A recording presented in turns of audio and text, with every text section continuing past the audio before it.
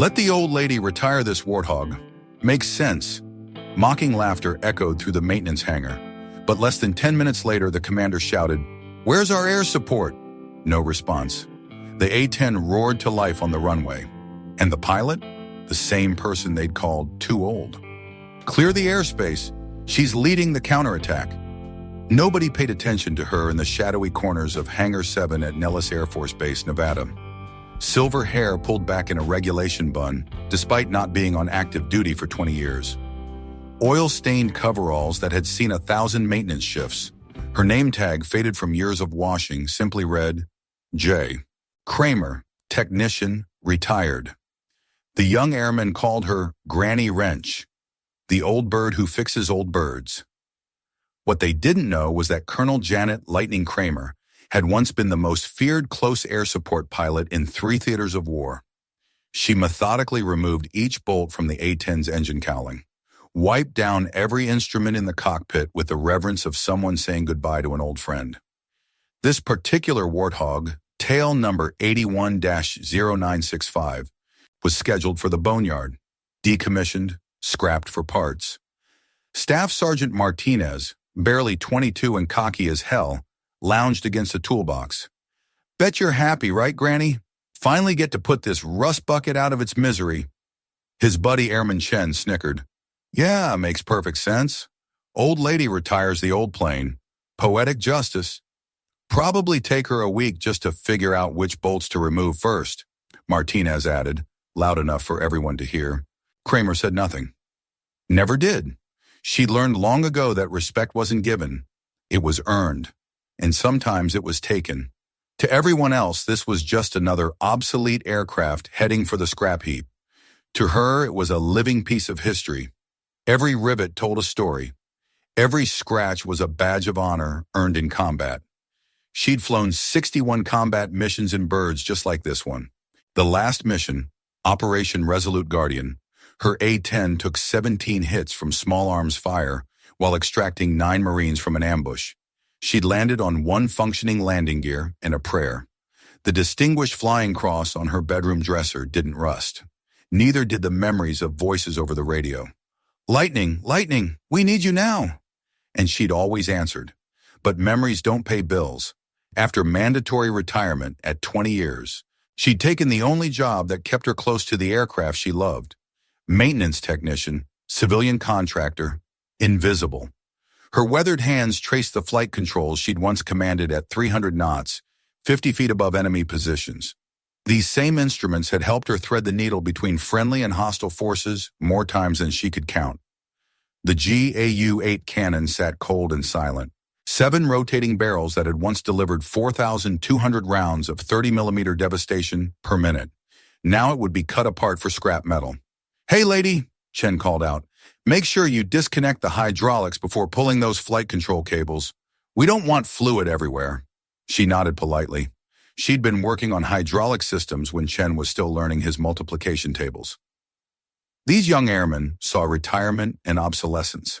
She saw the abandonment of America's finest close air support platform. And sometimes, late at night in the hangar, she could still hear the ghosts of pilots calling for help.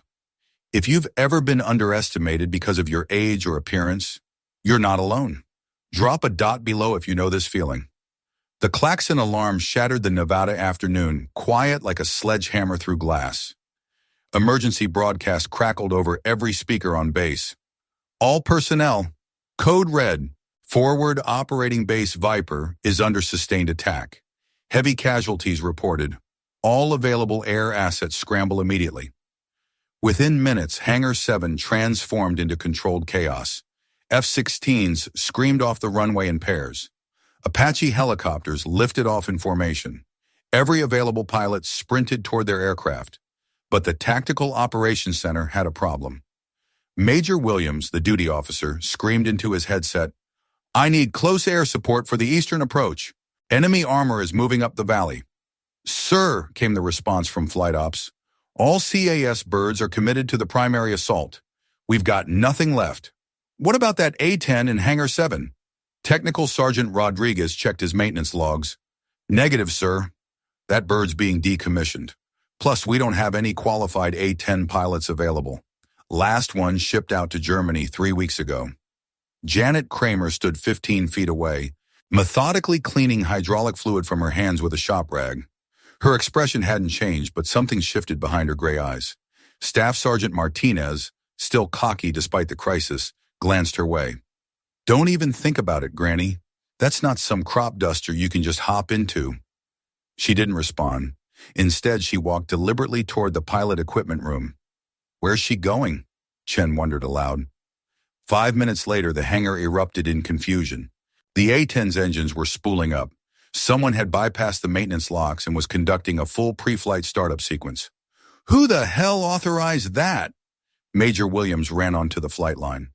On the runway, the Warthog's twin engines reached full military power. Through the cockpit canopy, they could see a figure in a flight suit and helmet, hands moving across controls with practiced precision. The tower frantically tried to establish contact. "Oh no, A-10, you are not authorized for takeoff. Shut down engines immediately and identify yourself." The response came back in a voice that was calm, professional, and utterly determined. "Tower, this is Lightning requesting immediate clearance for combat air patrol. American soldiers are in contact and need support." Lightning? The tower operator was former Air Force. He knew that call sign. Every military aviator knew that call sign. But Lightning had been retired for 2 decades. "Lightning, is that really you?" "Tower, we're burning daylight. Men are dying. I need clearance now." In the background, Major Williams grabbed the radio from the tower operator. "Lightning, this is Nellis Actual. Confirm your identity and mission authorization." "Nellis Actual, this is Colonel Janet Kramer. Call sign Lightning. Mission authorization is U.S. personnel in immediate danger. Request permission to proceed." The hangar fell silent. Colonel Kramer? The maintenance lady was a colonel? Williams looked at his watch. Fob Viper had been under attack for 27 minutes. Casualties were mounting. His other birds were still 15 minutes out. "Lightning, you are cleared hot. Give them hell." "Roger that, Actual. Lightning is airborne." The A-10 accelerated down the runway, its distinctive silhouette unmistakable against the desert sky. Ground crew who had been mocking her hours earlier now stood in stunned silence. Some saluted reflexively. Staff Sergeant Martinez stared at the departing aircraft in disbelief. That's the old lady who was cleaning the plane this morning." Technical Sergeant Rodriguez was already pulling up personnel files on his tablet. "Holy shit! Colonel Janet Kramer. 61 combat missions, 3 distinguished flying crosses, 2 silver stars. She's a goddamn legend." The Warthog disappeared over the horizon, carrying with it the hopes of soldiers under fire and the pride of a warrior who had never truly retired. Know someone who quietly kept their skills sharp for years, waiting for the moment to step up? Tag them below. The Nevada desert blurred beneath her at 400 knots as Colonel Kramer pushed the A-10 toward the combat zone. 20 years of muscle memory kicked in as if she'd flown yesterday. Hands found switches without looking. Eyes automatically scanned instruments in the pattern drilled into her by thousands of flight hours. The Warthog responded to her touch like a loyal horse recognizing its rider. "Fob Viper, this is Lightning. I'm 15 minutes out. Give me a situation report." The voice that came back was young, terrified, and barely holding together. "Lightning, Jesus, we thought nobody was coming. We've been under sustained fire for 40 minutes. They've got us surrounded on 3 sides. Machine gun nests in the rocks to our north and east. 2, maybe 3 tanks moving up the southern valley." Kramer's voice remained steady. "Copy that, Viper. Keep your heads down. Lightning's bringing the thunder." She could see the smoke now. Black columns rising from the forward operating base. Muzzle flashes winked like deadly fireflies among the rocky outcroppings. Red tracer rounds streaked toward the American positions. This was what she'd been born to do. Her first pass was pure reconnaissance. Eyes trained by decades of combat read the battlefield like a book. Enemy positions revealed themselves through muzzle flashes and movement patterns. Friendly forces were easy to identify. They were the ones behind cover, trying not to die. "Viper, Lightning. I have eyes on your position. Confirm friendly positions marked with orange smoke." "Roger, Lightning. Orange smoke is friendly. Everything else is fair game." She banked hard right. lining up her first attack run. The GAU-8 cannon, 7 barrels of pure destruction, was armed and ready. 30-millimeter rounds, each one the size of a beer bottle, designed to penetrate tank armor. The first machine gun nest never knew what hit it. Brrrt. The distinctive sound of the GAU-8, a sound that ground troops called the voice of God, echoed across the valley. 65 rounds per second turned the enemy position into a cloud of dust and debris. Holy shit, Lightning! You just vaporized them. Second pass, another machine gun nest, another precise burst. The A-10 was built around this cannon, designed to be a flying tank killer. In the right hands, it was poetry written in high explosives. But the enemy wasn't giving up. Surface-to-air missiles streaked toward her aircraft. She deployed flares and chaff, pulling Gs that would have grounded pilots half her age. The Warthog was tough, but it wasn't invincible. Lightning, we've got armor moving up the valley, 3 tanks heading straight for us. This was why they'd built the A-10. Tank killer. Kramer armed her Maverick missiles and dropped to attack altitude. At this range, with these targets, it was like shooting fish in a barrel. First tank, Maverick missile, fire and forget, direct hit. The tank disappeared in a ball of orange flame and black smoke. Second tank, the crew saw what happened to their friends and tried to reverse course. Too late. The second Maverick found its mark before they'd moved 50 yards. The third tank crew abandoned their vehicle and ran. Sometimes reputation was weapon enough. Viper, Lightning, armor, threat eliminated. You're clear to move. But her fuel gauge was screaming warnings. Red lights flashed across her instrument panel. She had maybe 10 minutes of flying time left. Then another call came in. Lightning, this is Rescue 7.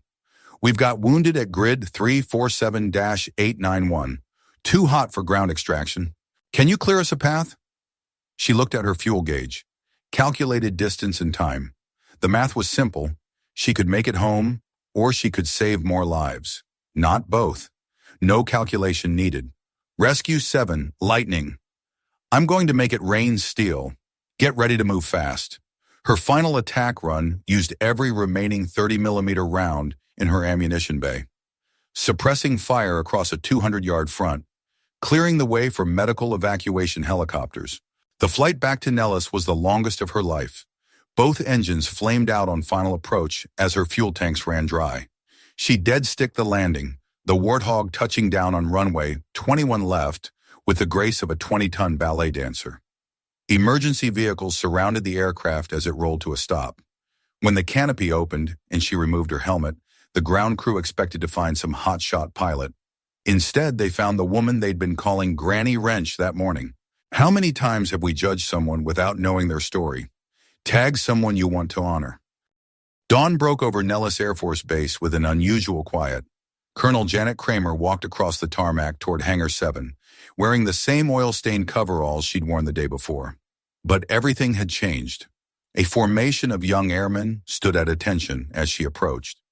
Staff Sergeant Martinez, the same man who'd called her Granny 24 hours earlier, snapped to attention and saluted. Ma'am, Colonel, I want to apologize for my behavior yesterday. I had no idea who you were. She returned his salute, then extended her hand. Sergeant, you couldn't have known. I'm just Janet from maintenance, remember? But the base commander, Brigadier General Harrison, had other ideas. He approached with a small formation of officers. Colonel Kramer, we need to talk. Word had spread overnight. The Pentagon had called. The media was asking questions. The story was everywhere.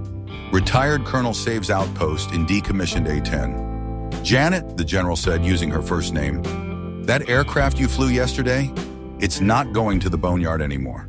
She looked surprised. Sir? We're redesignating it as Lightning 01, Heritage Aircraft. It stays right here, and if you're willing, so do you. The maintenance crew gathered around, listening to every word. These were the same people who'd been joking about her age and competence the day before. Airman Chen stepped forward. Ma'am, if you don't mind me asking, why didn't you ever tell us? About your service record, I mean. She smiled, pulling work gloves from her pocket. Son, the aircraft don't care about medals or rank. They care about competent hands and understanding hearts.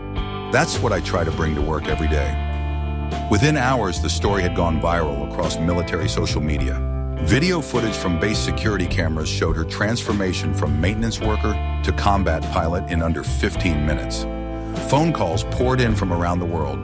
Former squadron mates, "Lightning, we saw the news." Reporters, "Can we get an interview?" Aviation enthusiasts, "You're a living legend." But the calls that mattered most came from the soldiers she'd saved. "Ma'am, this is Lieutenant Davidson from FOB Viper. I have 3 kids and a wife at home. Thank you for bringing me back to them." The A-10 community, pilots, ground crews, maintainers, embraced her return. She became their living symbol of what the Warthog represented.